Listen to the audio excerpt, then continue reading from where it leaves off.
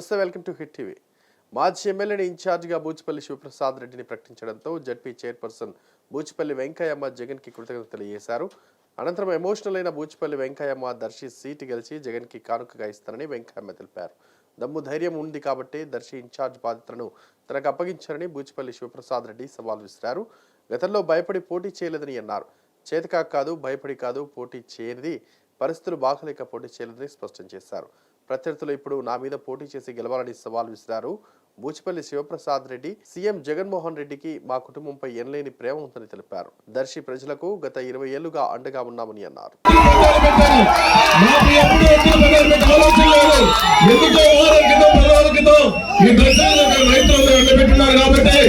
ఈ నియోజకవర్గంలో ఎద్దుల పందాలు పెట్టకపోవడానికి నాకు తెలిసింది.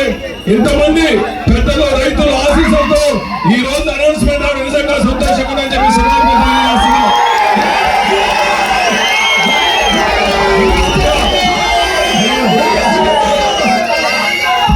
అదేవిధంగా చాలా మంది రావుతుంటారు రోడ్ల మీద పారిపోయాడని చెప్పి చేశాను. మా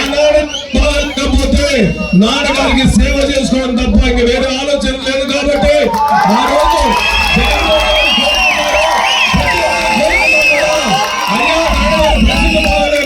నేను మిగిలింది ఒకే ఒక కొడుకుని నాన్నగారికి సేవ చేసుకోవాలని చెప్పేసి అంత తప్ప బూచపల్లి కుటుంబం ఎప్పుడు పారిపోదు.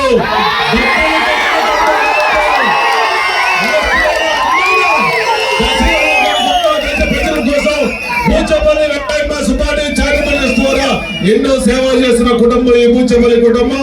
దర్శిని గతంలో చిన్న మెజార్టీతో ఓడిపోయినా కూడా ఈ కాన్స్టిట్యూషన్ నుంచి ఎక్కడ బయటకు పోలా ఈ కాన్స్టిట్యూన్స్ కి సేవ చేస్తా ఉన్నారు. సేవ చేస్తున్నాడు కాబట్టి మళ్ళా జగన్మోహన్ గారు నాకు అవకాశం ఇచ్చారు. తర్వాత ఎంతో మందికి వైఎస్ఆర్సీపీ కార్యకర్తలకి, సర్పంచులకి, ప్రెసిడెంట్లకి అమ్మ పరిశీలించి ఎంతో మంది కార్యకర్తలు అండగా ఉంటాడు.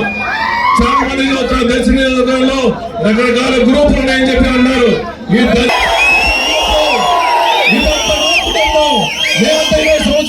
కాబట్టి ఈ కుటుంబంలో చిన్న చిన్న సమస్యలు కూడా అందరినీ కలుపుకొని ఒక తాడు మీద నడిచే బాధ్యత నాదని చెప్పి సభాపతులు చేసిన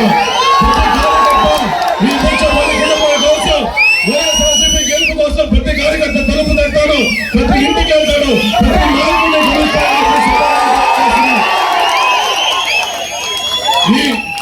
ఈ బూచపల్లి కుటుంబంలో మీకు ఎప్పుడు దాసోహంలో ఉంటామని చెప్పి సభకు తెలియజేస్తాం.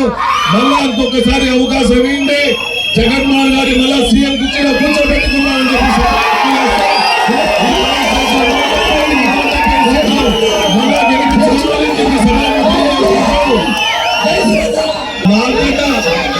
నాకన్నా మా వాళ్ళకి ఎక్కువ పిచ్చి పట్టింది.